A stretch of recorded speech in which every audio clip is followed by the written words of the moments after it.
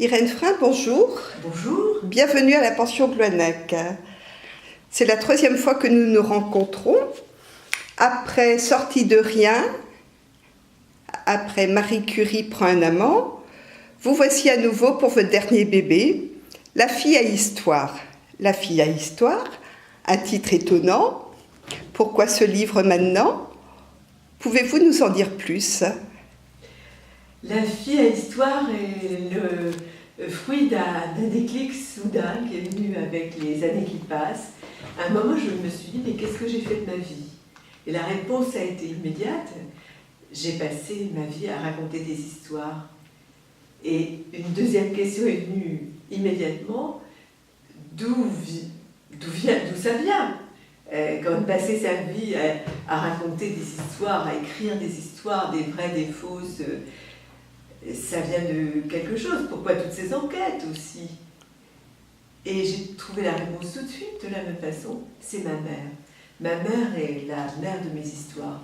Et pourtant, ma mère ne m'aimait pas. Pas du tout. Ça n'était pas qu'elle ne voulait pas m'aimer, c'est qu'elle ne pouvait pas m'aimer. Elle était de ces femmes qui, à la naissance, n'arrivent pas à s'attacher à leur enfant. Autrefois, on les appelait des mères rejetantes, ce qui est quand même curieux comme expression, parce que ça choque beaucoup. Comment une mère peut-elle rejeter son enfant? Alors, il y en a qui sont comme ça, c'est sans doute d'origine psychobiologique. En général, il y a 2 marqueurs qui les poussent à ça. On les reconnaît chez toutes les mères rejetantes qui rejettent l'enfant à la naissance.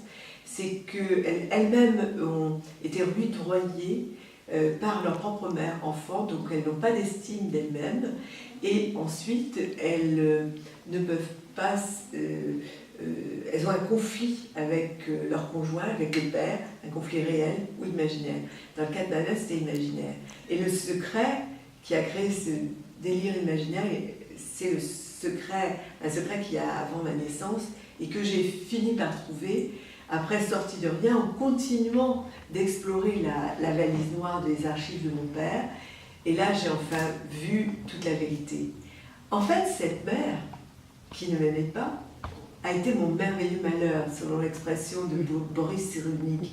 C'est-à-dire que ce malheur, j'ai réussi à le transformer en quelque chose. Pour la raison suivante. J'étais une enfant très vive, très curieuse déjà, et j'étais pendue à la bouche de ma mère pour savoir s'il n'y aurait pas quelque chose qui m'expliquerait pourquoi j'étais là et pourquoi elle ne m'aimait pas. J'avais quand même appelé la voisine maman, un épisode un peu rock'n'roll, très cocasse d'ailleurs.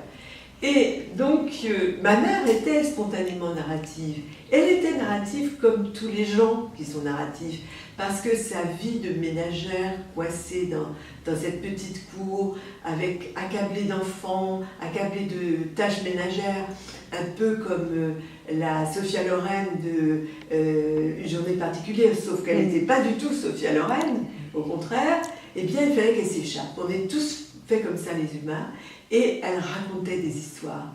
Et donc j'ai appris très tôt, sans m'en rendre compte, les structures du récit, et que la meilleure façon de s'en sortir, c'est de partir dans l'imaginaire, à partir du réel.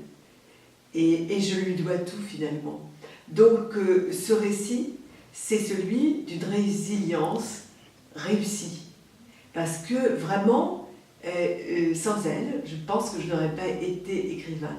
J'ai quêté toute ma vie son amour, sans l'obtenir, mais j'ai gagné l'amour des lecteurs. Et c'est pour ça que je suis, cet après-midi, à la pension Gloanec, dans ma Bretagne que j'aime. Merci Irène. Merci à vous. À bientôt. À bientôt. Et bon vent à ce dernier roman, aux éditions du Seuil. La fille à histoire, Irène Frein. Merci. Merci à vous.